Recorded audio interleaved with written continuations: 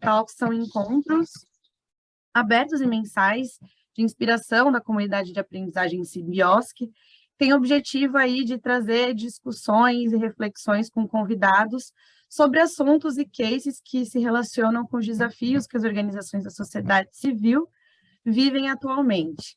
Essa é uma iniciativa da Simbiosc, que é uma iniciativa da Pacto com a Vamos, que consiste numa comunidade online de organizações que busca promover um ambiente de trocas e de aprendizagem entre líderes de diferentes organizações de todo o Brasil. Então, a gente está aqui hoje para refletir um pouco sobre a questão racial e os desafios que são enfrentados aí pelas organizações em relação à questão racial, com ênfase nas questões da branquitude e do poder, buscando aí mobilizar o grupo de organizações da sociedade civil sobre esse tema. Então, para começar, eu gostaria de apresentar os nossos convidados. A gente está aqui com duas pessoas muito importantes, Thales Vieira e Carol Canegal. Thales Vieira é graduado em Ciências Sociais pela PUC-Rio, mestre em Antropologia e doutorando em Sociologia pela UFF. Ele atua no Instituto Pereira Passos, na coordenação de políticas públicas para territórios de favela em âmbito municipal e na Secretaria do Estado, Assistência Social e Direitos Humanos, tendo sido consultor na Habitat e do BID. Foi analista de projetos do Instituto Unibanco e gestor de portfólios em equidade racial no Instituto Ibirapitanga, e atualmente é coordenador executivo do Observatório da Branquitude. Seja bem-vindo, Thales. A Carol Canegal é graduada em Comunicação Social pela PUC-Rio, mestre e doutora em Ciências Sociais pela mesma universidade, e possui experiências em áreas como educação pública, infância e direitos humanos. Atuou como pesquisadora no Centro de Políticas Públicas e Avaliação da Educação e analista de políticas públicas no Ministério Público do Estado do Rio de Janeiro. Atualmente, é pesquisadora também do Observatório da Branquitude. Bom dia, seja bem-vinda, Carol. Então, para a gente começar, acho que a pergunta que não quer calar é por que Observatório da Branquitude? Né? Como é que nasceu esse observatório e por que vocês escolheram esse nome?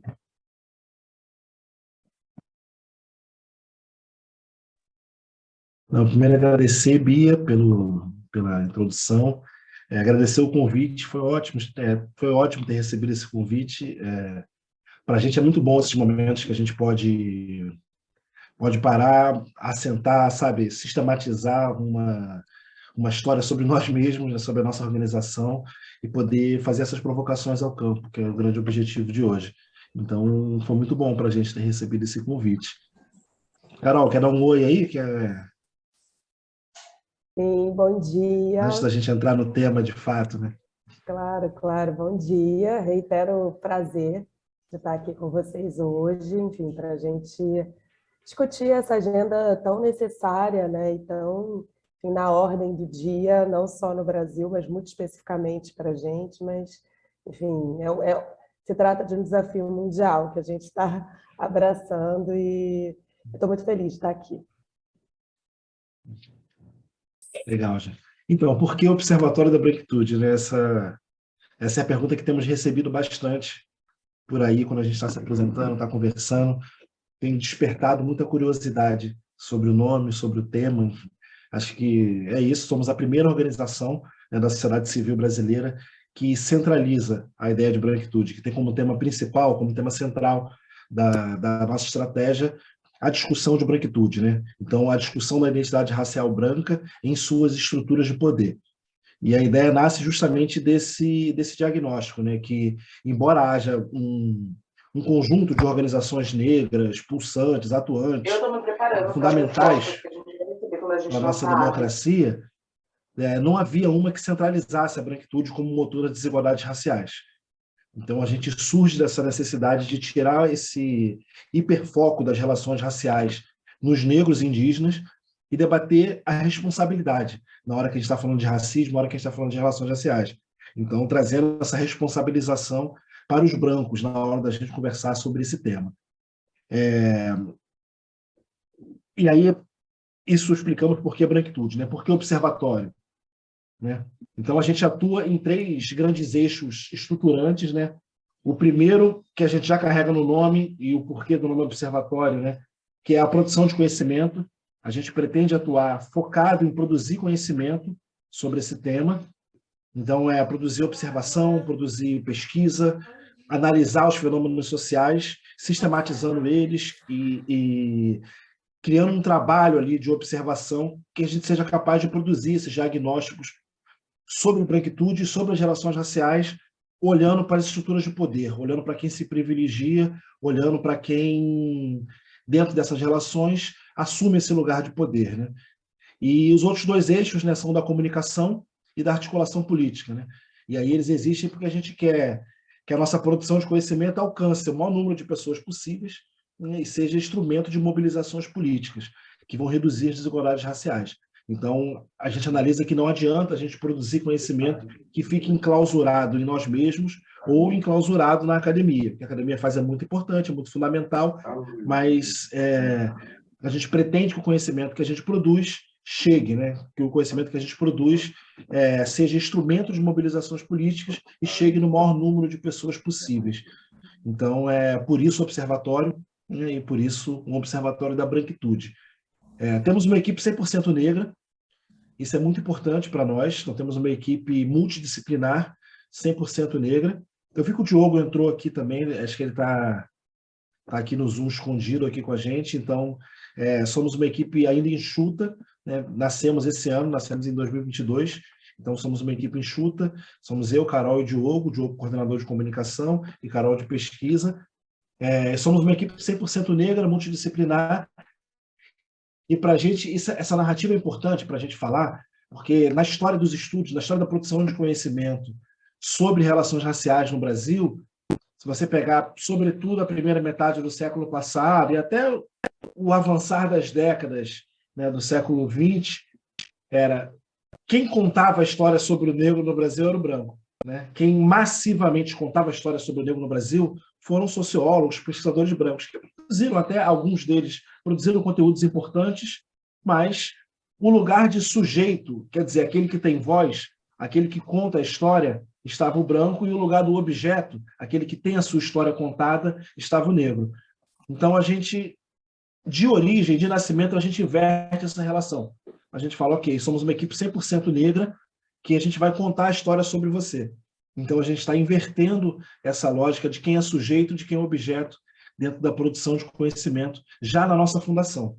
Então, isso é importante da gente falar também, porque a gente já pretende quebrar essa barreira de fundação, já de origem, né? Carol, esqueci um monte de coisa, né, para falar da nossa apresentação, né? Não esqueci, não? Não, não. Acho que você está tocando nesse ponto que de fato é crucial para a gente, né? Assim, inverter essa lógica epistemológica, né? Assim, de quem conta a história. Até porque a gente entende, né, que, mais uma vez reforçando o que você falou, né? Assim, que há um problema, né? Assim, esse viés do racismo brasileiro. A gente costuma ver um dos lados, né? Que é esse lado que sofre o prejuízo, né? É o lado prejudicado dentro dessas relações. E de fato, é uma tradição, digamos, das ciências sociais brasileiras, esse enfoque. Então, assim, para a gente inverter essa lógica, inverter esse holofote, lançar a luz sobre outro polo, é central, né, nessa discussão, de fato, sobre a temática da branquitude, que é olhar para essa parte, para esse grupo social dominante, né, que constrói essas relações, no caso, de opressão, e que são relações raciais, né, são relações racializadas, apesar de que, né, há um campo que negue ainda, né, esse aspecto. Então, desse ponto de vista, um componente que para a gente do Observatório da Branquitude tem sido também muito importante de ser, enfim, focalizado, tem a ver com a identificação da sobre-representação branca, né? e que só é possível a partir desse deslocamento de olhar, né? Deslocamento da leitura sobre os fenômenos sociais. Então, assim, a gente fala muito sobre, ainda se fala muito, e tem que ser falado de fato, né? Sobre a falta de pessoas negras nas instituições. A gente hoje aqui está reunido para debater essa temática em torno das organizações da sociedade civil, mas a gente pouco fala, né, sobre o excesso de brancos, sobre essa sobre-representação, né? Então, a gente parte da premissa de que a sociedade precisa entender que esse excesso, essa concentração, esse monopólio branco, né, nos espaços de poder dentro das instituições, ela empobrece a própria lógica institucional, né? Acaba realmente restando uma visão única, né, em torno do mundo, em torno da vida social. Então, assim, esse trabalho que a gente vem se propondo a fazer de desvelar essas lógicas, né, essas práticas de ocupação exclusiva dos espaços de poder por pessoas brancas, né, é objeto de estudo há bastante tempo. Assim, tem um paradigma de estudos críticos sobre branquitude, e aqui no Brasil, há mais ou menos 20 anos, esse percurso começou a ser travado. Uma das principais pesquisadoras da área, acho que é importante a gente colocar aqui, é a doutora em psicologia Cida Bento, uma das fundadoras do CEERT, né, que é o Centro de Estudos das Relações de Trabalho e Desigualdade, que inclusive acaba de lançar um livro, O Pacto da Branquitude, pela Companhia das Letras, o qual a gente teve a grande honra e alegria de poder, né, encampar, de poder fazer esse lançamento junto com o lançamento do Observatório da Branquitude, foi em 10 de junho, aqui no Rio de Janeiro. E ela vai dizer o seguinte, né, que sem precisar combinar explicitamente nada, né, assim, existe um acordo tácito entre brancos que terminam por se assegurar nos melhores lugares sociais. Né? É o que ela chama, como dá o título ao livro, o Pacto da Branquitude, essa prática não verbalizada. Ela até brinca que não existe um encontro de pessoas brancas 5 horas da manhã para tramar, né, enfim, essa estratégia de ocupação monopolizada desses espaços. Mas, ao mesmo tempo, existe um acordo tácito, né? Um acordo que já é dado, um acordo ali, muitas vezes, da ordem do inconsciente, né? E que não se transforma numa política de cotas. É exercido pelas pessoas brancas, assegurando que outras pessoas brancas se mantenham nesses lugares, né? Então, acho que só para frisar, Thales, se você quiser pegar daí também, a importância em torno da discussão da branquitude como sendo uma discussão essencialmente sobre poder e hierarquia.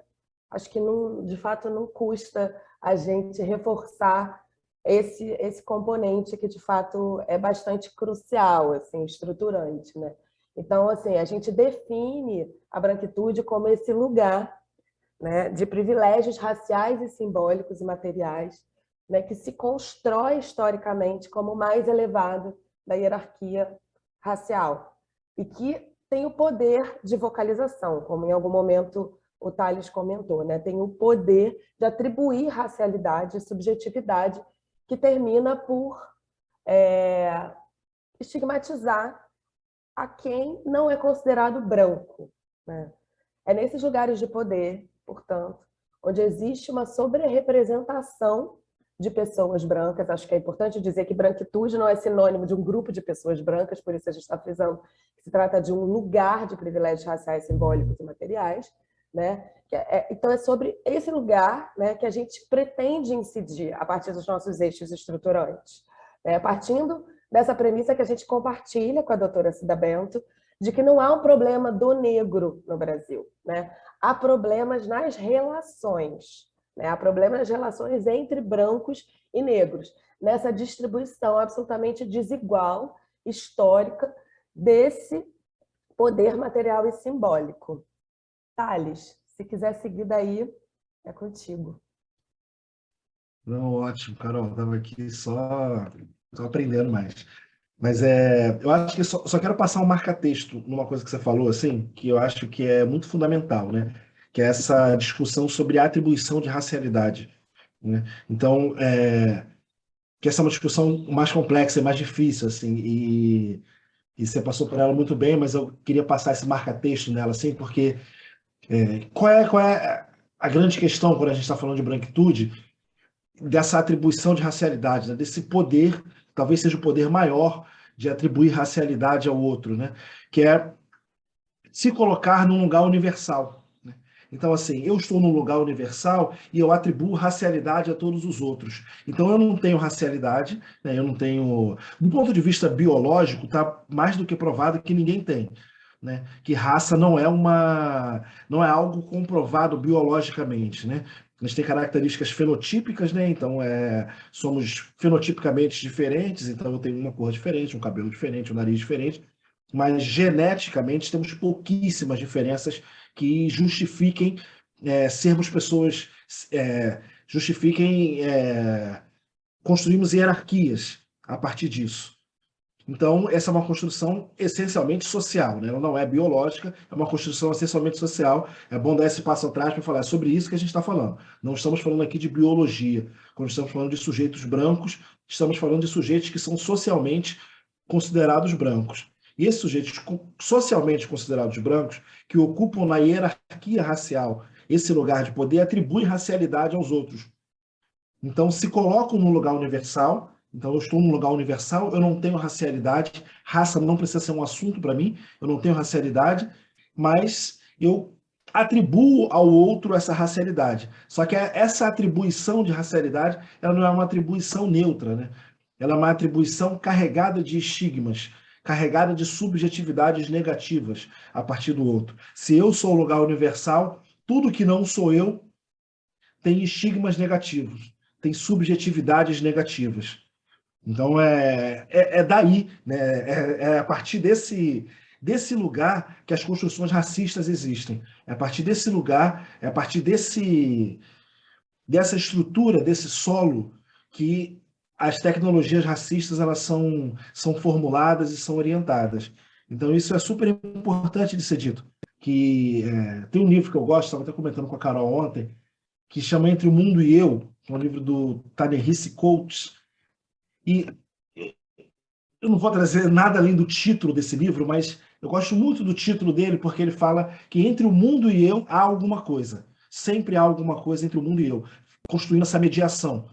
Então, para pessoas negras, para pessoas indígenas, para essas pessoas racializadas, que a gente falou aqui, a gente já sabe, muito de partida, muito de infância, que entre o mundo e nós mesmos existe a nossa racialidade, que está mediando essa relação que a gente vai construindo com o mundo. Então, eu sempre soube que eu era um menino negro, eu sabia disso na escola, quando eu tinha apelidos, eu sabia disso na rua, eu sabia disso quando eu entrava nas lojas americanas. Então, eu sempre soube que entre o mundo e eu tinha a minha racialidade ali mediando essa relação do que o mundo construía comigo. Só que o que a gente está aqui falando, fala, gente, para as pessoas brancas também tem essa mediação de relação entre você e o mundo, essa racialidade construindo essa mediação entre você e o mundo. Só que é uma mediação positiva para você. Para o mundo é bem negativa, mas para você é uma mediação positiva, porque ela é uma mediação que atribui privilégios. Ela é uma mediação que te dá passabilidade, né? Você consegue transitar nos lugares sem estigmas negativos, ao contrário, estigmas positivos. É o corpo desejado a estar transitando no mundo, a estar ocupando os espaços, é aquilo que é considerado belo, é aquilo que é considerado desejado, e é aquilo que é esperado em ocupar os lugares de maior estima social. Então, só passando esse marca-texto aí no que a Carol já disse, porque eu acho que esse é um debate muito importante assim da gente fazer. Bia, você tem. Excelente. Oi? Então, Vamos tá, lá. você tem mais perguntas aí para a gente? Beleza. Aproveita também para abrir para o público, quem quiser enviar perguntas no chat do YouTube ou no chat aqui do Zoom, a gente vai estar, na medida do possível, incluindo aqui na nossa conversa. Então, queria ouvir também de vocês um pouquinho sobre como que vocês têm observado o campo das organizações da sociedade civil no que diz respeito a essa busca por equidade racial. E aí também considerando, né, as especificidades do contexto brasileiro, a gente sabe que o tema da questão racial no Brasil vem passando por uma transição paradigmática, né? A gente veio muito e flertou muito com o mito da democracia racial, a gente tem um discurso, né, de que não existem pessoas brancas no Brasil, enfim, que esse tema, o racismo no Brasil, ele não existe, e diversas questões que estão sendo mais complexificadas atualmente.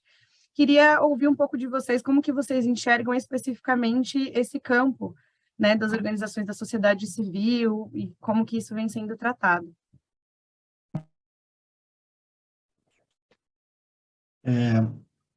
Acho que tem uma... eu vou dar um passo atrás, que eu acho que é importante, que a gente falou, né, a Carol falou bastante isso, né, que branquitude, quando a gente está falando de branquitude, a gente não está falando de um conjunto de pessoas brancas, a gente está falando de ocupação de espaços de poder, né? O primeiro levantamento que a gente fez no observatório, e eu vou fazer essa digressão para chegar na sua pergunta, Bi, a gente fez um levantamento sobre gestão de universidades, assim, quem são os reitores de instituições de ensino superior públicas no Brasil. Então, esse foi o primeiro grande levantamento que o Observatório fez, e a gente chegou num dado de que, das 302 instituições de ensino superior públicas no Brasil, 294 delas têm reitores brancos.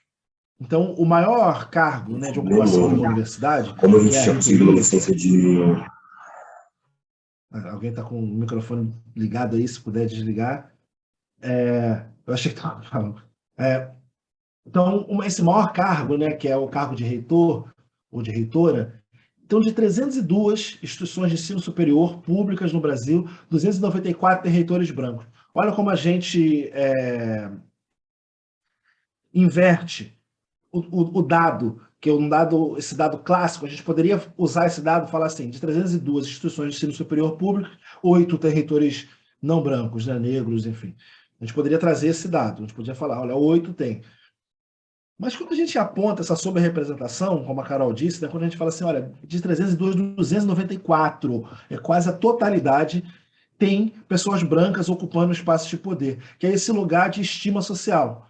Então tem pessoas brancas ocupando esse lugar de estima social e reificando que esse lugar é para ser ocupado por uma pessoa branca. Se você marcar uma reunião com um reitor de uma universidade, uma reitora de uma universidade, seja ela qual for, você nunca viu uma foto, você não conhece essa pessoa, mas você vai lá para uma reunião, a sua expectativa interna vai ser encontrar um homem branco. Então, assim, se a gente entrar na sala da reitoria e encontrar uma pessoa negra, até a gente que é assim, até nós, pessoas negras, pessoas que estão conscientes disso, a gente toma um pequeno susto ali de falar, opa, a gente vai falar, né, que maravilha, uma pessoa negra está ocupando esse lugar aqui. Mas, assim, a gente tem uma quebra de expectativa social ali. A gente esperava encontrar um homem branco naquele espaço. Então, e é importante falar disso porque o campo das OSCs, né, o campo da sociedade civil, infelizmente, também não está tão diferente assim desse cenário. Sobretudo quando a gente está falando dos espaços de poder. A gente tem... A boa notícia sobre isso, né, é que não há instituição que não esteja hoje lidando com a sua brancura. Não há instituição hoje que não esteja se olhando e falando, eu acho que a gente é pouco diverso, pelo menos aquelas que o são, né? Que é a maioria. Então, tem bons ventos no campo que a gente atribui isso ao movimento negro, à pressão do movimento negro e à pressão das organizações negras. Tem bons ventos no campo, então todas as organizações estão se olhando. Estão falando assim, olha, a gente tem aqui uma questão, que somos uma equipe essencialmente branca e nos espaços de poder dessas organizações, então na gestão dessas organizações, nos lugares de tomada de decisão, somos uma organização essencialmente branca e muito masculina ainda. Se bem que na sociedade civil ainda tem uma presença feminina muito grande também, mas ainda esse lugar de poder é muito masculino, cisgênero e branco. Então, o campo da sociedade civil tem esses bons ventos, mas ainda tem um desafio muito grande ainda para se travar, né? Porque o que a gente tem? Vou separar agora em umas caixinhas aqui, Carol, fica à vontade para me interromper, tá? Peguei aqui a estrada, mas fica à vontade para entrar quando... Carol e Bia, né? Para entrar quando quiser. Tem algumas coisas interessantes que eu acho que a gente pode falar. Primeira delas, assim, no campo do financiamento, então no campo da filantropia, tem um desafio ainda muito grande de fazer com que os recursos sejam mais democráticos, sejam mais democratizados. E aqui quero fazer um parênteses, elogiar uma iniciativa que surgiu pertinho da gente, surgiu meio que junto com a gente ali, que é a iniciativa PIPA, que visa democratizar o acesso ao recurso filantrópico. Então, está produzindo dados sobre isso, olhando para esse recurso filantrópico e pensando como faz para democratizar o acesso a ele. Então, só fazer esse parênteses, que é uma iniciativa muito bem-vinda. Falando dessas boas novas do campo, essa certamente é uma boa nova do campo. Mas o que eu ia falar sobre filantropia não era isso.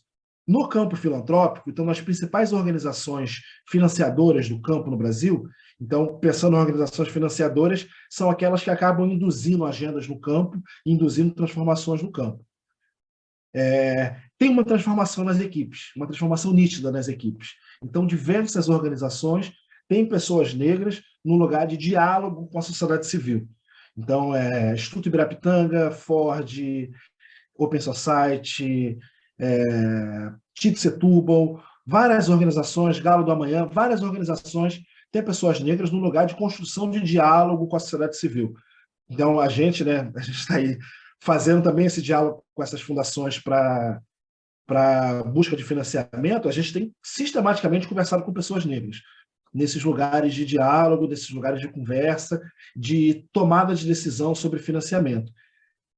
A gente avalia que isso induz transformações no campo. A gente avalia que isso traz impactos positivos, não só para o campo da filantropia em si, mas para o campo das organizações como um todo, que estão pedindo financiamento para esses financiadores. Então, a gente vê isso como um bom sinal, como bons ventos no campo. Essas transformações não acontecem de um dia para o outro e elas são intencionais. Desculpa.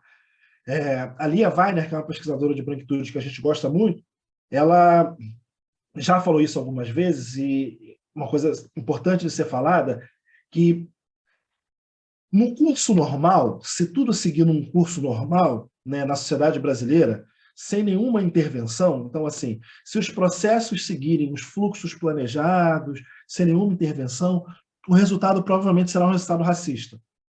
Isto é, o resultado provavelmente será um resultado que trará benefícios para pessoas brancas. Então, nos processos seletivos de contratação, nas decisões sobre financiamento, quem vai ser aquela organização que vai receber o financiamento, como vivemos numa sociedade estruturalmente racista. Então, quando a gente fala numa sociedade estruturalmente racista, a gente está falando que o racismo ele perpassa ali, é como se fosse um óleo que você joga num maquinário, que ele vai entrando naquela máquina e entrando em todos os buraquinhos possíveis de uma engrenagem. Então, quando a gente está falando que o racismo é estrutural, a gente está falando disso, que o racismo é como se fosse um óleo que vai entrando em todos os espaços possíveis de uma engrenagem. Então, se ele é assim, se concordamos que ele é assim, o curso normal das coisas, o processo normal das coisas terá um resultado racista. Então, se organizações financiadoras têm conseguido colocar pessoas negras nesse lugar de decisão sobre financiamento, é porque as coisas não seguiram um curso natural na sociedade brasileira. Teve ali uma intervenção de falar, precisamos ter uma pessoa negra aqui. Precisamos colocar uma pessoa negra aqui nesse lugar, porque é a partir daqui que vai gerar transformações positivas no campo, é a partir daqui que a gente vai construir um lugar antirracista. Obviamente, eu não estou aqui falando que nas instituições financiadoras tudo são flores e temos uma democracia racial plena. Né? Nos espaços de poder dessas organizações ainda é majoritariamente ocupado por homens brancos, cisgêneros, etc, etc, etc, etc. Mas tem ventos positivos acontecendo nessas organizações. O que elas precisam agora é construir essas transições desse lugar de poder, né? Então, tem pessoas ótimas, negras, ocupando, sobretudo mulheres negras, ocupando lugares importantes nessas organizações, e agora elas precisam fazer essa transição de chegar no lugar mais alto dessas fundações. Mas as fundações elas estão trazendo esses bons ventos dentro desses diálogos e induzindo transformações. Então, já estive nesse lugar também, e tem pessoas muito boas, muito boas, ocupando esse espaço nessas fundações, que estão ali falando com as organizações assim, olha, vocês são brancos demais. Assim, tem qualquer transformação na sociedade brasileira em 2022, né, no século 21, 2022, as transformações não serão brancas. Se você é uma organização de direitos humanos que tem 30 anos de atuação, 40 anos de atuação, uma atuação importante no campo, que imagino que tenha, enfim, e sempre fez de um jeito, o que essas organizações estão falando é assim, olha, assim, você sempre fez desse jeito, que bom que você trouxe contribuições para a democracia, para a construção de direitos humanos no Brasil, mas agora, em 2022, século 21, não dá mais para você ter uma organização majoritariamente branca. Não é mais possível isso. Você vai chegar nos mesmos lugares sempre. O ensino superior no Brasil ainda tem uma longa trajetória pela frente, mas já está mais democratizado. Então, tem muitas pessoas negras muito bem formadas e estão chegando no mercado de trabalho e precisam entrar nessas organizações, precisam ocupar os espaços de poder dessas organizações. Então, não é mais possível a gente estar aqui falando sobre direitos humanos, sobre transformações positivas na sociedade, sobre garantia de democracia, falando de apenas de um lugar branco e masculino e cisgênero. Então, essa espetada que a gente quer dar, enquanto Observatório da Branquitude, e que a gente sente que os financiadores têm dado, né? E tem gerado transformações positivas em instituições. A outra boa notícia, a partir disso, eu fico aqui mordendo e assoprando, eu trago uma boa notícia e depois dou uma espetadinha, mas em conversa com a Cida Bento, já citada pela Carol, num evento que a gente fez o lançamento do livro dela, que chama Pacto da Branquitude, inclusive, acho que é um livro obrigatório para todo o campo, acho que todo mundo tem que comprar esse livro, é um livro barato, ele é pequeno, então, assim, todo mundo tem que comprar e ler. Na conversa de lançamento que a gente fez sobre o livro, a Cida falou que o CERT, que é a organização da qual ela liderou por muito tempo e agora está no conselho, faz consultorias para diversas instituições, né? Tanto escritório de advocacia, grandes empresas, enfim. Primeira coisa que ela fala essa concentração branca, masculina e cisgênera, ela não é exclusividade do coração do capital, né? Então, a gente não está falando que essa concentração está apenas nas grandes corporações, no lugar do capitalismo mais selvagem, feroz, que as pessoas negras não têm acesso. Ela está em todas as organizações, inclusive na sociedade civil. Mas ela faz uma ponderação. Ela fala, na sociedade civil, as transformações costumam ser mais rápidas do que em grandes corporações, do que em escritórios de advocacia, em agências de publicidade. Na sociedade civil, portanto, quando uma organização quer, de fato, se transformar internamente, costuma ser um processo mais rápido, e ela até costuma atropelar o nosso próprio trabalho junto a essa organização, então costuma ser um trabalho mais rápido do que nas grandes corporações. Então, isso é uma boa notícia, né, porque na sociedade civil as transformações acabam acontecendo mais rápido, mas também é uma responsabilidade de quem ainda não está se olhando, quem não está fazendo, ou melhor, eu acho que todo mundo está se olhando, mas quem não está fazendo esse movimento de maneira mais assertiva, assim, fazendo esse movimento de forma real, né? Não apenas construindo diagnósticos internos, que é um primeiro passo, mas não apenas construindo diagnósticos internos e pensando e etc. E aí, o final desse processo vira contratar um estagiário. Então, assim, não é disso que a gente está falando. A gente está falando de transformações reais, compromisso das lideranças das instituições, então da direção, da gerência, das coordenações, compromissos reais de entrada de pessoas negras, mobilidade interna, etc, etc, etc. Carol, peguei aqui uma rua que fui direto, Carol. Essa aqui também. Acho que, só para complementar também, Carol, você trouxe diversas questões, Thales, que, enfim, surgiram perguntas no chat, eu também estou com diversas provocações, Mas falando especificamente sobre a dimensão do financiamento, Carol, e aí o que você puder trazer aí de seus pontos, o Thales Gomes, do CIEB, trouxe uma pergunta bastante interessante, que é como vocês enxergam o papel do investimento social privado na perpetuação do Pacto da Branquitude.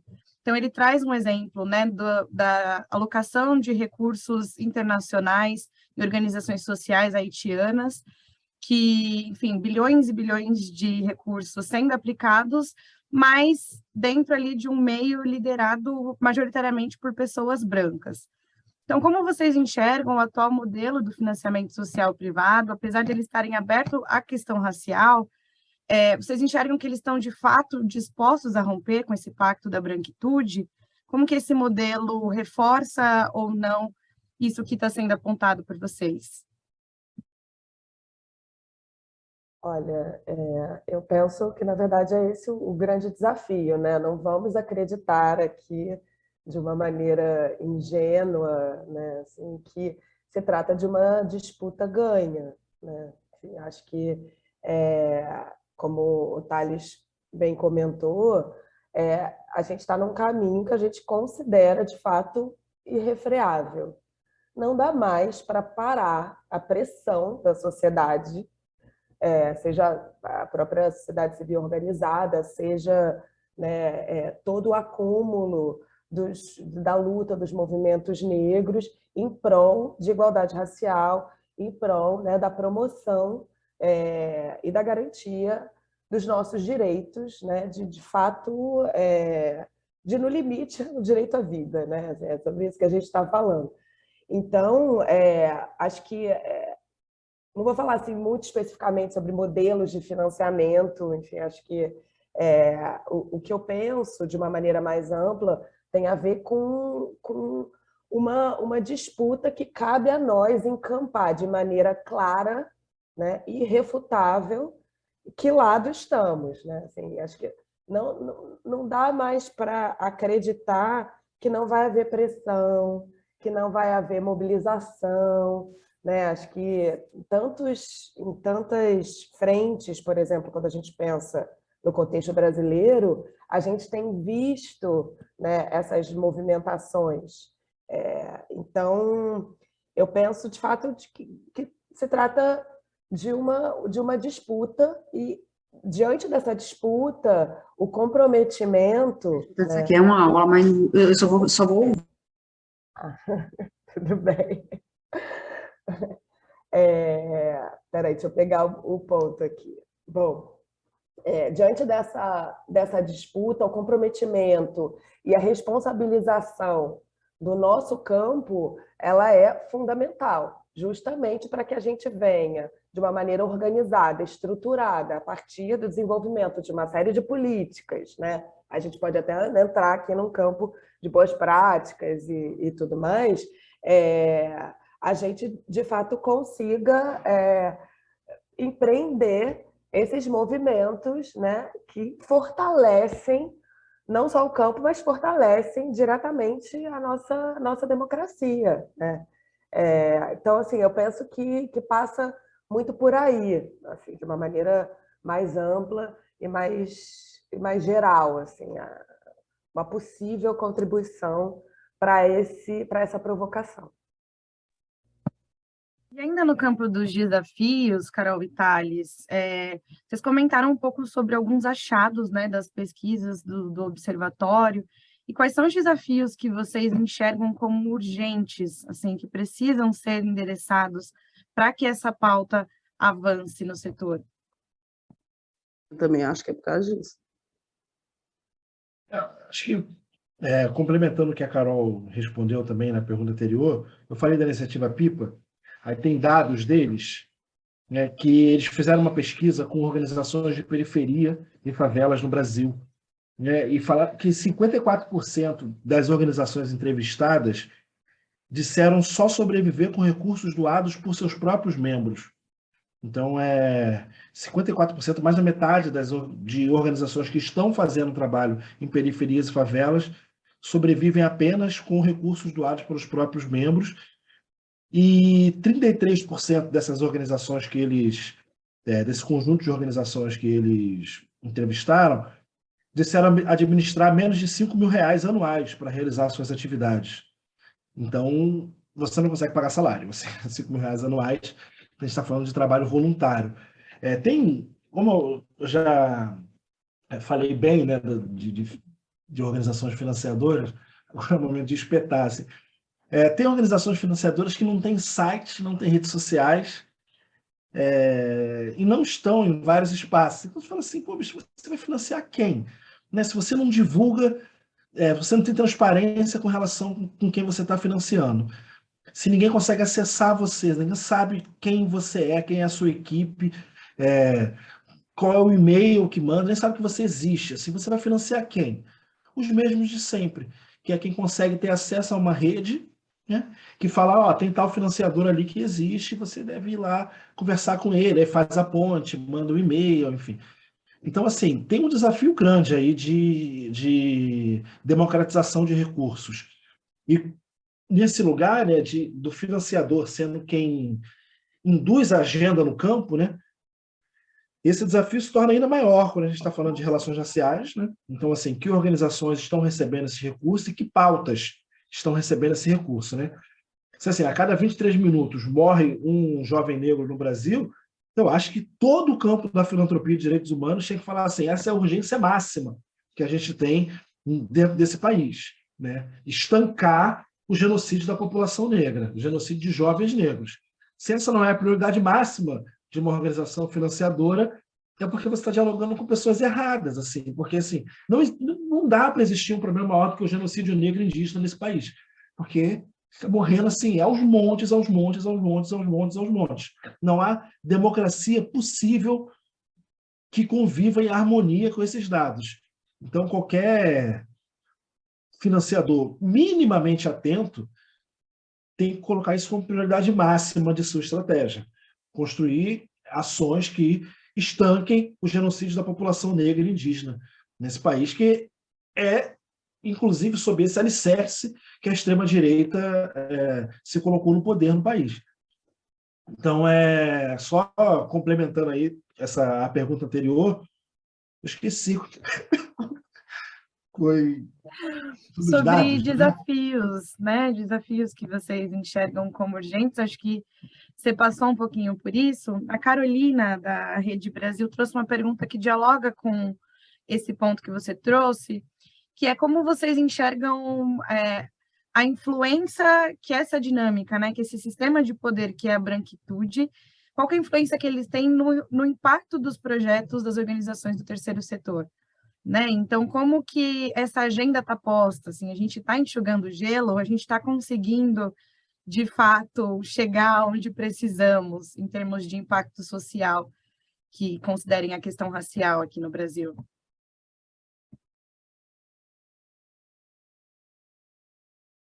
Vou lá então, Carol.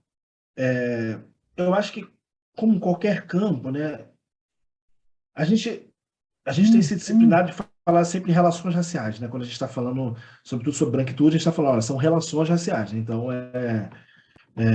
não é não tem uma direção única, né? Não é unidimensional. Então, a gente está falando de relações raciais. E as relações, elas são tensionadas, sempre. Então, dentro desse campo também tem ali tensão, né? Então, eu acho que agora nas redes sociais a gente tem muita mania, né, de ser ou tudo muito bom ou tudo muito ruim, né? E aí eu acho que nesse campo aqui a gente precisa estar num lugar mais de analisar as tensões do campo efetivamente, assim. Então tem transformações positivas acontecendo, né, de aumento de diversidade e de democratização de espaços de poder dessas organizações, que vai se refletir nos projetos, vai se refletir nas estratégias, e tem também organizações que ainda insistem em fincar um pé, que geralmente é uma fincada teimosa, assim. E eu acho que, sobretudo, são de organizações.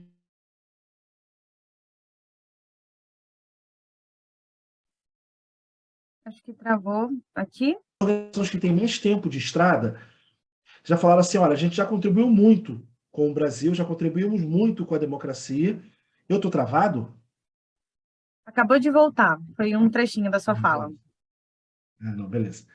que eu vi aqui que alguém colocou no chat aqui que eu gravei. Mas organizações, está falando de organizações que têm mais tempo de atuação e já contribuíram muito para o Brasil, continuam contribuindo com a democracia, com os direitos humanos e etc., tem mais resistências a mudar a sua estrutura interna. Que olha e fala, olha, a gente sempre fez assim, sempre fomos uma organização importante, então não tem porquê a gente gerar transformações. A gente gerar transformações internas por conta desse tema, né?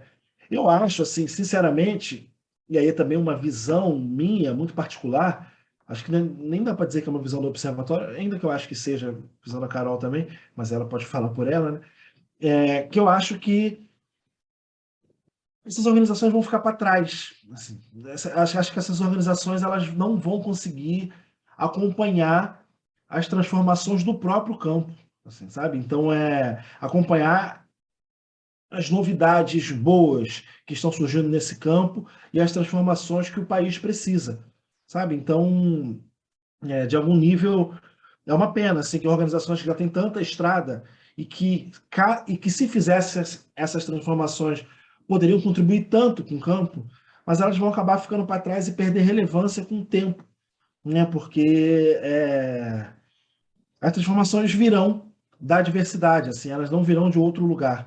E aí da diversidade não como um valor abstrato, né? Não assim, a diversidade de pensamentos, a diversidade de lugares, a diversidade real, porque é a diversidade que traz transformações é a diversidade real, a diversidade de vivências, é a diversidade de lugar no mundo. Então, essa diversidade real mesmo é a que vai trazer as transformações necessárias. Acaba que essa palavra diversidade até ela tem gerado preguiça no campo, assim, às vezes, sabe? De falar, políticas de diversidade, tem gerado, tá bom, o que vai ser isso aí? Mas, assim, a gente está falando aqui de diversidade real mesmo, diversidade verdadeira, que gera transformação positiva, que inclui pessoas negras, pessoas indígenas em espaços de poder dentro das organizações, tomando decisões, etc, etc, etc. Então, só acredito muito nisso, que só a transformação interna consegue produzir transformações na estratégia. Assim, sem transformações internas, não dá para produzir transformações nas estratégias. Então, que eu estou chamando de estratégia na atuação, né? no porta para fora das organizações. Pelo menos é como eu vejo isso. Não sei o que Carol pensa. Na verdade, assim, acho que você falou, acho que você tocou nos pontos cruciais, né? Assim, de fato é esse o debate. Eu penso que é também uma posição do observatório. Eu gostaria só assim de reforçar mesmo assim alguns aspectos que quando você fala um pouco dessa preguiça em torno desse conceito de diversidade, de fato, né? Assim, é um conceito que, de algum modo, já está um pouco desgastado, mas recuperando, acho que um pouco o debate que você trouxe, né? Assim, em torno só do título do livro, Entre o Mundo e Eu, quando a gente pensa que, né, entre o mundo e eu existe esse componente central, que é o componente da racialidade, a partir daí a gente pode pensar a diversidade, né? A partir daí a gente pode pensar um arcabouço de experiências, de um estar no mundo que é muito benéfico, né, para o desenvolvimento das organizações da sociedade civil, né? Assim, trazendo para o nosso foco aqui de debate. É muito fundamental, porque se trata de um rol de experiências, de um estar no mundo, de um modo de vida, ou melhor, de modos de vida que só tem a enriquecer, que só tem a contribuir, que só tem a, de fato, alargar, né, o espectro de possibilidades de ação de uma organização social no mundo. Quando a gente pensa, né, numa série de políticas, numa série de medidas que venham, de fato, a produzir essas transformações nos lugares de tomada de decisão. Então, assim, recuperando essa dimensão dos desafios, a gente está falando aqui de tomada de decisão. A gente está falando assim de postos estratégicos, não só postos operacionais, né? Mas assim, do ponto de vista, né? Assim, até pensando na gestão pública, né? tático, operacional, tático, estratégico, um pouco naquele modelo, o que a gente está discutindo é, de fato, essas dimensões tático-estratégicas, né? É a partir daí que a gente está situando a questão, que não dá mais, né? Assim, eu acho que o campo entendeu em algum nível, né? O campo está absorvendo, mas há, sim, ainda certos atores que insistem, né? Enfim, aí a gente recupera a SIDA, né? Tem aí toda uma discussão também da ordem do inconsciente, ou enfim, da ordem de fato, de um certo refreamento, né? Mas que não tem como atualmente se manter de pé sem estar confrontado com o que é essa problemática que está nos atravessando, queira o campo ou não. Acho que só para também dar essa contribuição.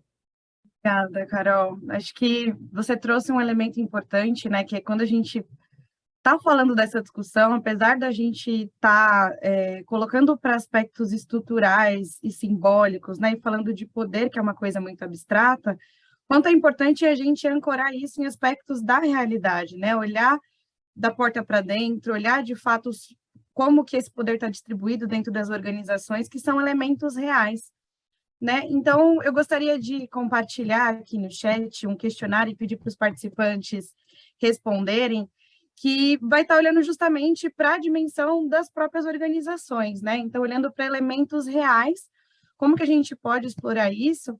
E queria convidar vocês a falarem um pouquinho, né? Vocês trouxeram a questão da Lia, por exemplo, da Lilia Warner Schuckmann, que ela fala assim, né, nós somos racistas porque no Brasil a gente tem uma dificuldade de admitir o próprio racismo. Então, de novo, a gente joga para a estrutura um problema, fala ele é estrutural, ele é uma herança histórica, e tem essa dificuldade de substancializar o que a gente está falando. E, em diálogo com isso, tem a questão da porta de vidro, né, a branquitude, então, como uma porta de vidro que é trazida aí pela Edith Pisa. Vocês querem comentar um pouquinho, enquanto o pessoal responde o questionário? Acho que depois a gente mostra aqui os resultados, justamente para substancializar um pouquinho do que a gente está trazendo, do que a gente está conversando.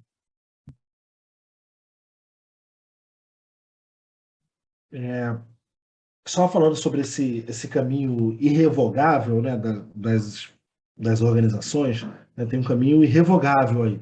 Não dá para voltar atrás. Assim. As organizações todas estão se olhando em um caminho irrevogável. Você não consegue voltar atrás. Um exemplo disso, eu vou chegar lá, tá, Bia? Não vou esquecer dessa vez, não. Vou lembrar da sua pergunta e vou chegar nela. Eu começo a fazer uma digressão e depois eu esqueço. Mas a gente fez uma revisão bibliográfica sobre branquitude, sobre publicações, né, estudos sobre branquitude no Brasil, nos últimos 20 anos.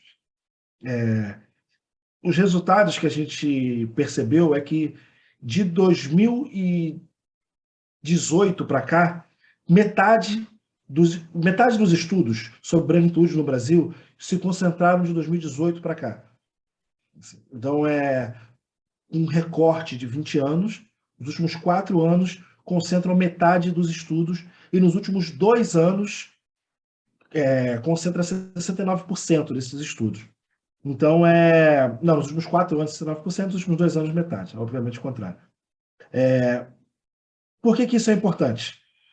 Porque, assim, o tema da branquitude entrou. E o que a gente avalia como causa dessas coisas tem, primeiro, o sucesso da política de cotas, então mais pessoas negras produzindo, publicando. Então, ali, 2018, dá ali mais ou menos 6 anos da lei federal, então, assim, é o tempo de concluir uma graduação, estar numa pós, estar produzindo, publicando estudos, né? Então, publicando em artigos, publicando dissertações, teses e etc.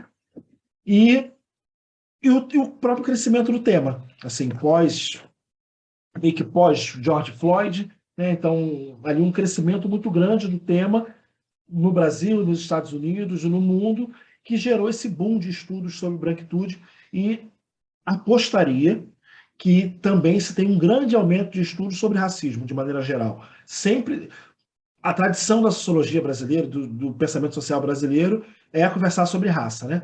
Então, a tradição do pensamento social brasileiro é muito calcado nos estudos sobre raça. Ainda assim, apostaria, é uma aposta, não vi estudos sobre isso, é uma aposta de que tem um grande boom de estudos sobre racismo nesses últimos anos, sobretudo nos últimos 5 anos. E que eu acho que isso tem a ver com a questão da porta de vidro. O que é essa chamada porta de vidro, né? Que é uma porta que sempre esteve ali colocada. Então, é isso que a gente tem falado, né? Entre o mundo e a gente. Tem a racialidade, então uma porta que sempre esteve colocada na nossa frente. Aí você bate de cara com ela. Aparentemente, você achava que ela não existia, né? Então, a sua racialidade, ela não existia, não estava ali colocada. Mas ela sempre existiu. Então, você bate de cara com ela e tem um impacto fortíssimo depois disso, né? Que você repara assim, olha, eu sou uma pessoa branca no mundo e eu tenho privilégios a partir da cor da minha pele. Então, eu tenho privilégios a partir do meu lugar social e do lugar social que a minha pele faz eu ocupar. E esse impacto é fortíssimo. Você fica ali meio que perdido, sem saber o que fazer a partir disso. Depois desse impacto, depois desse susto, até para dizer, depois dessa dor, que você olha e fala, nossa, como é que eu nunca percebi isso, né? Como é que eu nunca percebi o contorno de vidro aqui dessa porta? Como é que eu nunca percebi que essa porta sempre esteve aqui? Mas aí precisa-se desse próximo passo, né? Que é olhar para as frechas dessa porta, pensar como é que se abre essa porta, então pensar como é que é o seu lugar no mundo individual, né? De uma pessoa que carrega uma memória de privilégios, uma memória social de privilégios, como é que é esse lugar social de ocupação e como é que você pode transformar esses lugares, né? A Sueli, já ouvi ela falando isso mais de uma vez, de que se existe esse pacto da branquitude, existe esse pacto racista, mas que nem todas as pessoas brancas precisam ser signatárias dele. Você, embora esteja num lugar de privilégio social, ocupado, você não precisa ser signatário desse lugar de privilégios ocupados. Você pode, a partir da sua atuação, a partir do seu lugar no mundo, construir transformações positivas, né, dentro desse lugar. Tem uma outra coisa que eu acho que é importante. Eu falei de memória social, né? Só falei isso assim, meio en passant, mas eu acho que é importante ser dito que a construção do que é memória e do que é amnésia, né? Toda memória carrega consigo uma amnésia, né, colocada nela. Então, tudo aquilo que a gente lembra, né, enquanto sociedade, tudo aquilo que a gente acha importante ser lembrado enquanto sociedade, carrega consigo um monte de coisas que a gente pretende esquecer também. Então, manter um grupo nessa condição de privilégio, né, consolidar esse grupo dentro dessa condição e criar mecanismos de transmissibilidade geracional dessa condição de privilégio,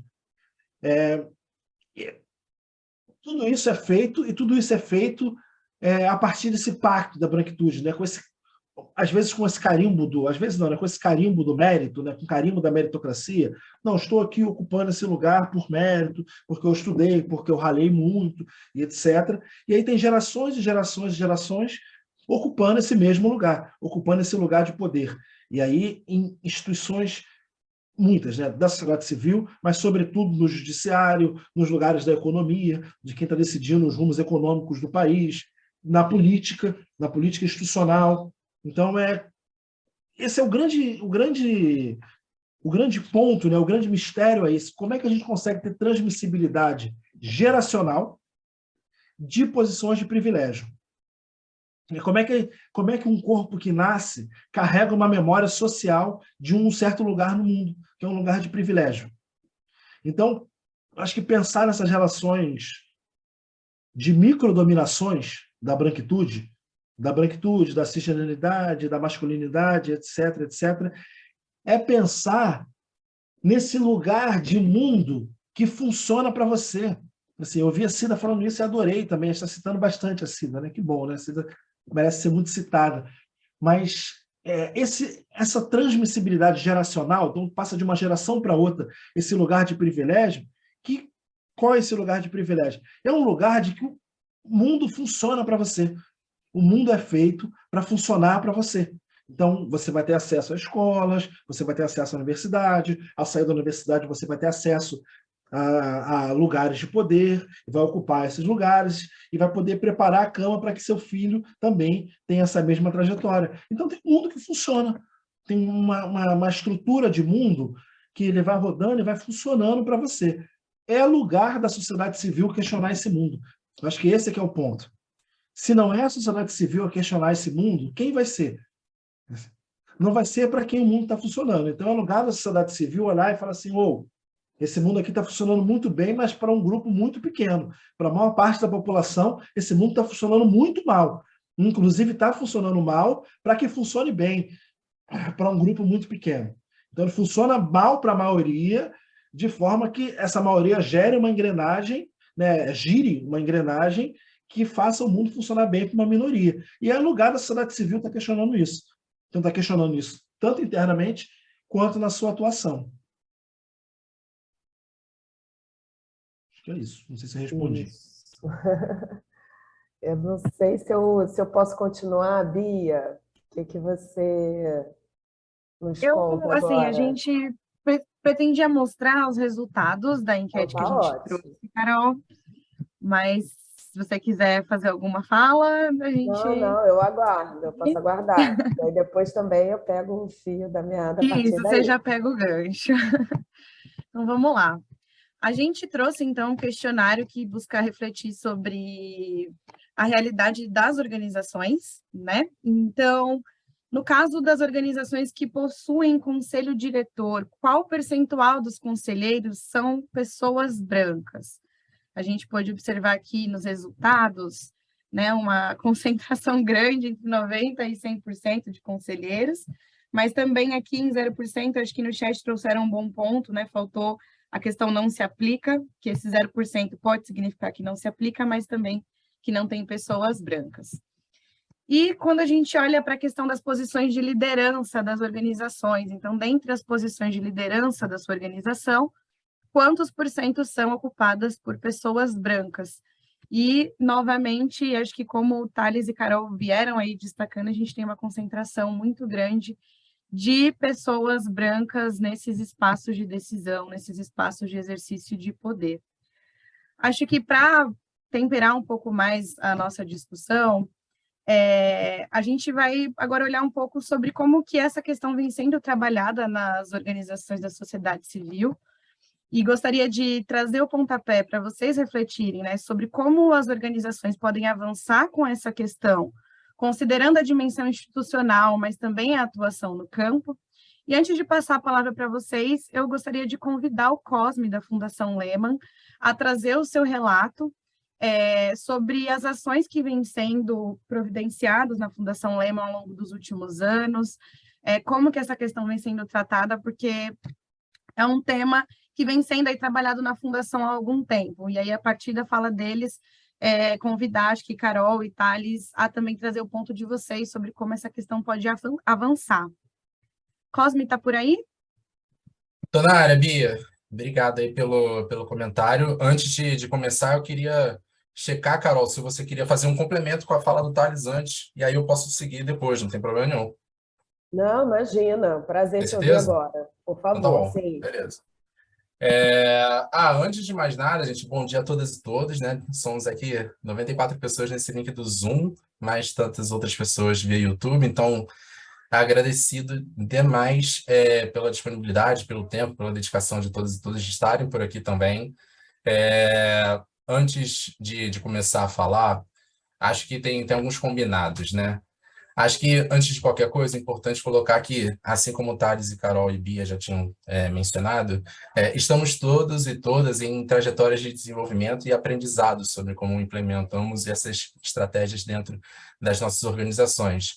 Então, aqui é menos de um lugar sobre 10 passos para se tornar antirracista. Pelo contrário, tá, gente? A gente está num processo de aprendizado contínuo aqui, então aqui é muito mais numa lógica sobre compartilhar parte da nossa experiência dos últimos anos e quem sabe, em algum momento, poder até mesmo sugerir outras rodas, outros espaços de troca. Esse daqui é um pulso inicial para que outras discussões possam acontecer dentro e fora dessas organizações. Então, antes de mais nada, quero me apresentar também. Então, prólogo feito, quero me apresentar, sou Cosme, tenho 30 anos, sou um homem pardo, de olhos castanhos, óculos, cabelo crespo, há cerca de 1 ano e meio sem cortar. Eu estou aqui no escritório da Fundação Lehman, em Pinheiros, São Paulo. Eu sou nascido e criado no Rio de Janeiro, tem cerca de 5 anos que eu vim para São Paulo para trabalhar na Fundação Lehman. Eu sou economista de formação, eu trabalhei no mercado financeiro, na construção civil, e depois vim para trabalhar na filantropia, né, nesse período desses 5 anos. E aí, trazendo um pouco do que é a experiência da Fundação, né, o que tem sido a experiência da Fundação, e estou vendo aqui vários rostinhos, né, várias pessoas que também são do time, então convido todas e todas que quiserem fazer algum tipo de comentário, complementando. Esse tema, né, sobre raça, sobre a discussão não só de diversidade, tá, uma coisa que a gente tem refletido bastante, né?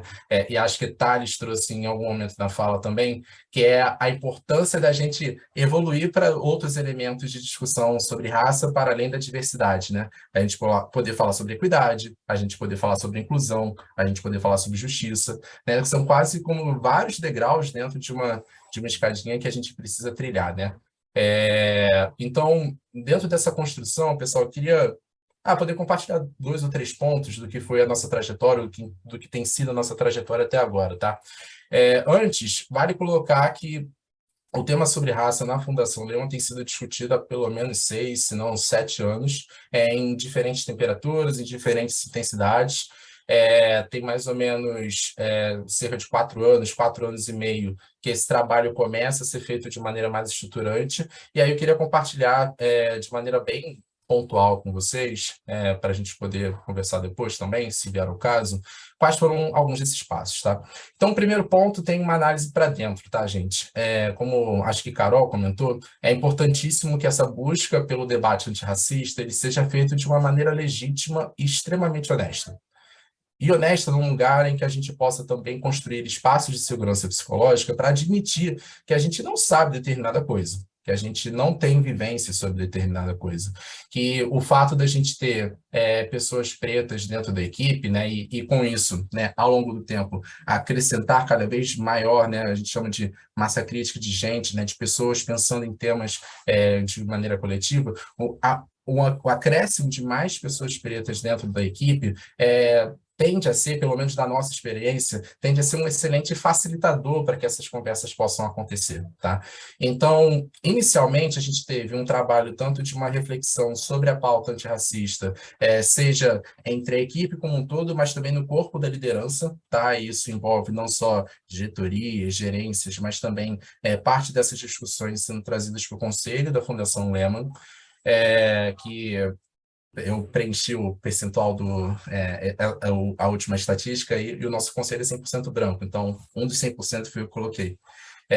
E aí, nesse lugar, é importante que essas discussões possam ser feitas, né? E no nosso caso, foram feitas têm sido feitas não só na equipe, na liderança, no conselho, em todos os quadros hierárquicos da estrutura, tá, gente? Essa não é uma discussão exclusiva para estagiários, analistas, coordenadores, mas, sobretudo, diretorias, porque uma coisa que a gente aprendeu também é muito importante que espaços, né, pessoas que estão em espaços de liderança possam anuir e fortalecer a discussão entre os seus, né? Porque tem um pouco daquela questão de que, poxa, eu normalmente tenho acesso a pessoas em quóruns restritos, né? Sobretudo se eu estou num cargo de liderança, de que outras pessoas dentro da equipe não estão. Então é importante que eu possa usar o meu privilégio, o espaço de poder que eu ocupo para poder destravar discussões, sendo preto, pardo, branco, independente disso. Acho que um ponto que Thales colocou, salvo engano, o debate racial, ele não é uma questão exclusiva para pessoas pretas e pardas, tá, gente? Na verdade, pessoas brancas não se reconhecem como parte de um corpo racial. Pelo contrário, né, pelas questões que Carol comentou também sobre a questão de privilégio. Então, é interessante perguntar para pessoas brancas, se perguntem também sobre, poxa, se eu componho um corpo racial, se eu faço parte de uma raça, Sim, você faz. E boa parte das discussões antirracistas passa por você também. Então, é importante que a gente possa assumir o nosso, enfim, a relevância do nosso debate, da nossa discussão. Então, indo mais objetivo, tem essa análise para dentro, e isso envolve entender qual é o nível de educação racial dessa equipe, envolve entender, de fato, né, a construção de um diagnóstico para entender qual é o nível que essas pessoas dentro do seu time estão apropriadas em relação a esses debates. Existe uma etapa de letramento que é absurdamente importante, tá? Letramento racial, e, honestamente, eu acho que ele nunca se encerra. Eu acho que não tem um mundo mágico em que eu faço o checklist e digo, olha, sou uma pessoa antirracista, né? Posso me vender dessa forma. Pelo contrário, eu acho que é o tipo de aprendizado que a gente precisa ter continuamente, e a gente está, há pelo menos esses 4 anos, estruturando essas iniciativas, tanto próprias quanto trazendo parceiros técnicos que são muito mais experientes nessas discussões para dentro da equipe. Então, parênteses, contratem consultorias de pessoas pretas que possam desenvolver parte dessas discussões dentro da sua equipe, fecha parênteses. Dentro dessa premissa de análise para dentro, né? Letramento, diagnóstico, entendimento sobre a sua capacidade de trazer pessoas pretas e pardas para dentro da sua equipe, mas mais do que isso, pessoal, poder inaugurar discussões sobre a inclusão dessa equipe também, né? Como comentei, né? A gente sai da diversidade para discutir inclusão, equidade, justiça. É importante que não seja só a premissa da gente poder tirar uma foto um pouco mais colorida na hora de dizer que o nosso time é diverso, mas é também entender qual é o nível de percepção e sentimento das pessoas que estão inseridas dentro desse contexto organizacional. Elas se sentem envolvidas nos processos? Elas são parte do time que toma decisões estratégicas? Elas são, de fato, ouvidas e tomadas como parte relevante dentro da sua estrutura? Então, são perguntas que são muito importantes de serem feitas na hora da gente poder avaliar o nível de inclusão que essa equipe tem perante a si mesmo, tá? Então, essa é um trabalho para dentro que, como comentei, ele não se encerra, né? A gente segue fazendo esse trabalho. E, em algum momento, pessoal, a gente teve a possibilidade de começar a falar sobre aquilombamento, que é um elemento super relevante para essas estruturas, que nada mais é do que o sentimento de que outras pessoas pretas e pardas, sobretudo, possam compartilhar as suas seguranças, suas inseguranças, possam, de fato, serem quem de fato são, não terem o risco, ou pelo menos a dúvida, né, de, poxa, expor uma vulnerabilidade, dizer que determinado processo não é do seu conhecimento. Então, é, de fato, muito importante que haja esse grupo, né, ou esses grupos de pessoas dentro das equipes, para que elas possam tornar a trajetória umas das outras mais assertiva, melhor no final do dia. Isso fala também sobre nível de inclusão. Uma pergunta que eu sempre faço pessoalmente, assim, e tento traduzir para algumas pessoas ao meu redor também, é um pouco sobre, cara, o quanto que uma analista, uma estagiária preta ou parda, amarela, preta, parda, amarela, indígena, enfim, pessoa não branca, mas sobretudo num corte racial para pessoas pretas, pardas e indígenas, o quanto que essa pessoa, analista, estagiária, o quanto que ela se vê no corpo diretivo dessa organização. Se ela fala que sim, que ela tem o interesse de sentar numa cadeira de diretoria em algum momento dentro da sua trajetória, isso é uma excelentíssima métrica de inclusão em algum nível. Sobre qual é a reflexão de que, poxa, eu topo mentalmente, fisicamente, psicologicamente, me dedicar para me ver nesse espaço de poder. Então, eu me sinto pertencente a ele também. Então, reflitam sobre quais são outras perguntas que podem ajudar a entender qual é o nível de inclusão das suas equipes. E aí, pensando um pouco nesse lugar, né, do aquilombamento, da inclusão, a gente começou a refletir para desenvolver iniciativas que pudessem trabalhar a lógica da diversidade, da equidade e inclusão para fora, né? Que os projetos trabalhados pela Fundação Lema e pelas suas organizações apoiadas, associadas, pudessem também transversalizar questões de raça. Então, a gente está falando de projetos não só liderados pela própria Fundação, mas pelas suas organizações apoiadas. E isso envolve também entender a composição organizacional dessas instituições, entender como está o corpo diretivo, entender a quantidade de pessoas pretas e pardas inseridas dentro dessas organizações. E é óbvio, né? Acho que é super importante que a gente possa colocar aqui de que o caminho se faz caminhando, né? É importante que a gente possa dar tempo ao tempo, mas estando nessa premissa de, poxa, eu preciso subir essa escadinha da equidade, da diversidade, da inclusão e da justiça. Então, nesse lugar, né, de começar a desenvolver uma série de iniciativas para fora, pensando raça de maneira transversal ou de maneira bastante objetiva, né? Quando a gente fala de organizações que têm pautas raciais dentro do seu planejamento estratégico, a gente inaugura talvez um terceiro tópico, né? Então, análise para fora, análise para dentro com o seu time, análise para fora, pensando nos projetos e iniciativas que a gente passa a viabilizar, que a Fundação, no final do ano passado, sacramentou a construção de um planejamento estratégico de 10 anos, onde o tema de equidade racial é uma das nossas pautas prioritárias. Ele é basicamente um tema que é transversal a tudo. Hoje a gente tem uma gerência de equidade racial, que é uma pessoa que transita entre todos os projetos de médio e longo prazo que a Fundação desenvolve ou que as suas organizações associadas desenvolvem, e tem um pouco desse tem um pouco desse chamado para ação para desenvolver meios para que não só projetos, iniciativas liderados pela Fundação ou pelas organizações associadas e apoiadas da Fundação possam transversalizar a temática racial. Então, até para tentar concluir, e dando um exemplo de um desses grandes objetivos, né, a gente tem, por exemplo, um objetivo de ampliar num nível bastante alto o tamanho do número de pessoas, né, sobretudo de crianças alfabetizadas na idade certa, né, que é o que a gente tem como premissa trabalhar com o conceito de crianças alfabetizadas até o 2º ano do ensino fundamental. E quando você faz o diagnóstico em relação desse número, atualmente falando, o número entre crianças brancas e crianças pretas e pardas é assustadoramente diferente.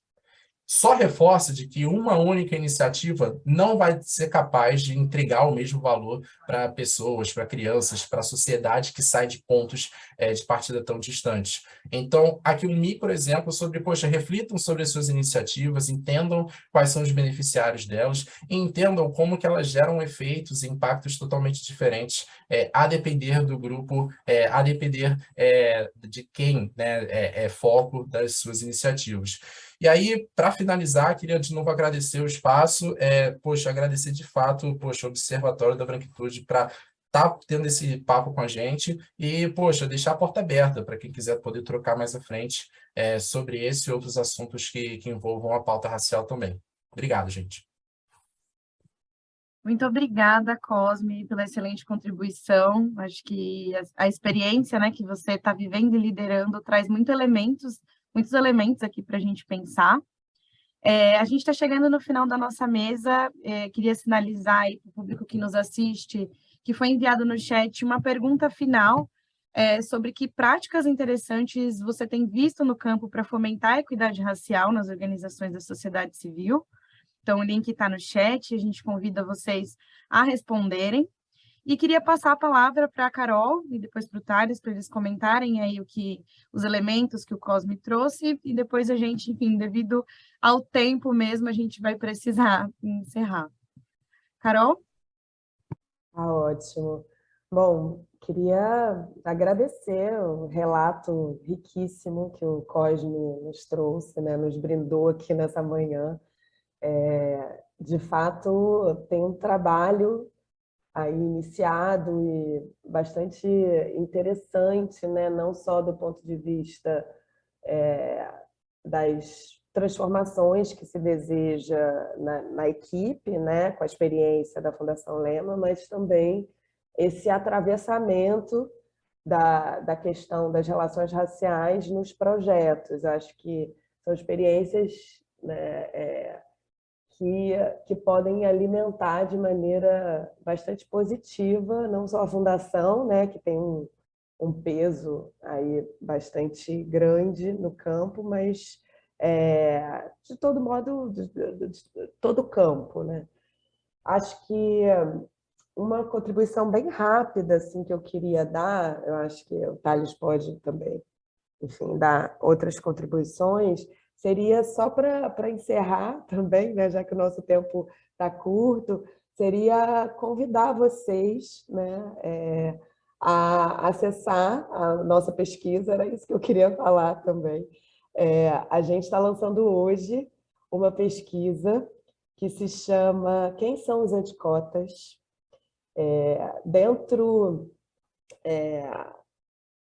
Entendendo que a gente está aqui nesse mês de agosto celebrando os 10 anos da Lei de Cotas, né, que foi promulgada em 2012, e que mudou a cara da nossa universidade. Acho que dentro desse debate grande aqui que a gente teve sobre medidas de avanço do nosso país, essa é a política mais importante, né? Diria que é a única política que a gente tem de justiça e reparação racial.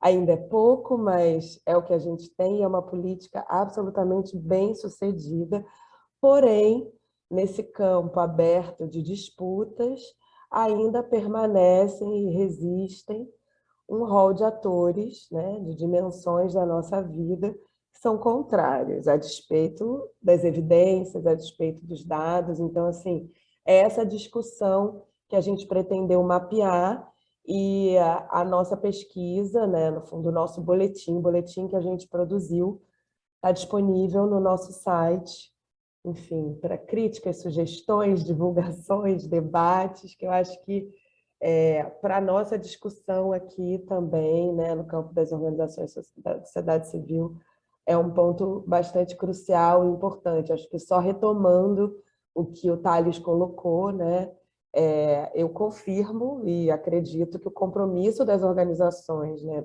do nosso campo é fundamental. Se não vier da gente, né, também essa pressão, encampar essa luta, e é uma luta pela mudança, né, dos tomadores de decisão, por essa virada, não sei de onde virá, né? Então, acho que esse é o recado crucial, né? Assim, para quem, de fato, e para as instituições e para os atores que entendem não serem signatários dessa aliança, desse pacto da branquitude. Eu acho que são esses os recados, e agradecer imensamente por essa oportunidade de estar aqui com vocês hoje, travando essa discussão. Obrigada, Carol. Queria aproveitar, acho que, Thales, antes da sua fala também, para compartilhar os resultados, né, da pergunta que a gente fez aqui no chat. E aí, acho que, enfim, para o seu comentário também final. Então, quais são as práticas interessantes que têm sido observadas no campo para fomentar a equidade racial nas organizações da sociedade civil? A gente tem, né, nenhuma, mas fundo para fomento de iniciativas lideradas por pessoas negras, educação antirracista para a equipe, envolvimento da liderança desde a conscientização até a inclusão no planejamento estratégico, processos seletivos para pessoas pretas e pardas, convidar participantes dos projetos das organizações a fazer parte da equipe, ainda que seja necessário um esforço para a garantia da formação dessas pessoas, para que ela cumpra as tarefas do cargo, pessoas pretas dentro de espaços e ocupando esses espaços na OSCs, letramentos das equipes internas, materiais didáticos com conteúdos sobre raça e gênero, possibilidade de cuidadoras para a primeira infância no trabalho, paralelamente à inserção de mulheres negras na equipe, o que resulta em apoio direto às mulheres pretas, fomente o debate sobre o tema, recrutar prioritariamente pessoas não brancas e recomendar leituras, filmes, vídeos que contribuam para o avanço dessa agenda, e comitês de diversidade organizacional. Acho que os elementos dialogam muito, né, com o que o Thales trouxe sobre a necessidade tanto da inclusão nesses espaços, ocupação desses espaços, mas também de letramento contínuo em relação aos desafios que a questão racial trazem para a gente. Thales, passo a palavra para você trazer seus comentários finais também. Obrigado, Bia. Obrigado, Cosme, pelo relato também. É muito legal ouvir a experiência da Lema. Olhando esses resultados, né, acho que reforça o que a gente disse antes, de que é um caminho irrevogável, assim, é um caminho irrevogável. Não tem como as organizações não estarem confrontadas com a sua própria branquitude. E é um caminho irrevogável, mas ele não é um caminho confortável também, assim. Isso é importante ser dito, assim. É um caminho cheio de percalços que esse conforto racial é o que estrutura a nossa sociedade, assim, é o que a gente acredita que estrutura a nossa sociedade, né? Que passei a consideração final, não vou fazer uma digressãozinha, mas atribuir, quando você atribui ao outro toda a subjetividade negativa que existe no mundo. Então, assim, você se coloca no lugar universal, você se coloca como no lugar de que como um modelo de ser humano universal, e atribui ao outro todas as subjetividades negativas que existem no mundo, que é como racialmente essa estrutura é pensada, né? Você não enxerga os seus próprios defeitos, né? Então é o que Fanon chama de narciso castrado, né? Um narcisismo castrado ali. Você tem um narcisismo castrado, porque você nunca se confrontou com os seus próprios defeitos, com as suas próprias limitações, com os caminhos curtos que você é capaz de atingir. Porque estando nesse lugar universal, você não precisa se confrontar com essas coisas. Então, só estou dizendo isso para falar, o caminho não é confortável, mas ele é necessário. Ele é necessário para o mundo, porque são as transformações que a gente deseja no mundo, e ele é necessário para a sua organização não ficar para trás, não no sentido competitivo, mas não ficar para trás no sentido estratégico do que o mundo está precisando e das transformações que o mundo está precisando. Então, o convite é para encarar esse desconforto, né? O convite é para lidar com esse desconforto, encarar ele de frente e gerar transformações positivas a partir dele.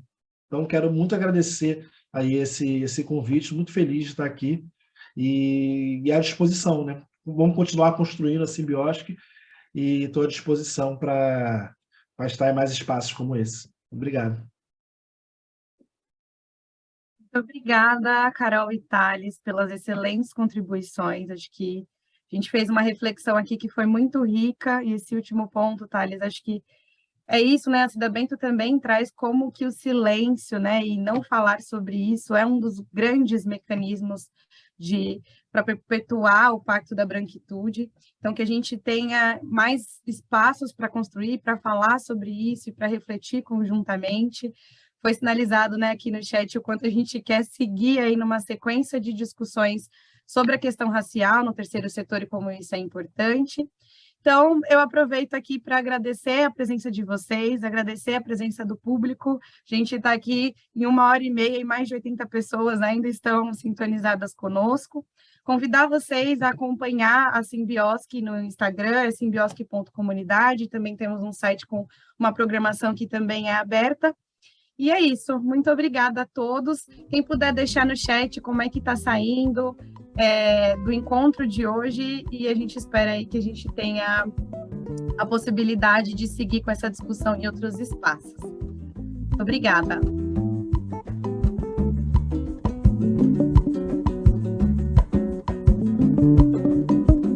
Eu vou andando pelo mundo como posso. Pessoal, e me refaço em cada passo dado. Eu faço o que devia. Obrigada, gente. Foi ótimo. Não me encaixo em nada. Não me encaixo em nada. Obrigado, gente. Obrigada. Maravilhoso, viu? Muito Vocês bom. são incríveis. Presta Vocês atenção trataram nas um dores. tema tão e difícil choro com tanta canções leveza e com da tanta propriedade. boca da Muito noite. obrigado, viu? Ao mais tardar das horas, pensamento meu viaja.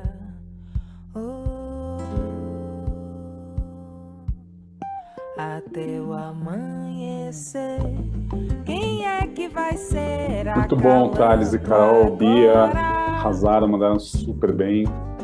Cosme também, que delícia. Que eu não sinto muito obrigado pelos chacoalhões todos que todos precisamos. Obrigada por tudo que a gente ouviu hoje, viu?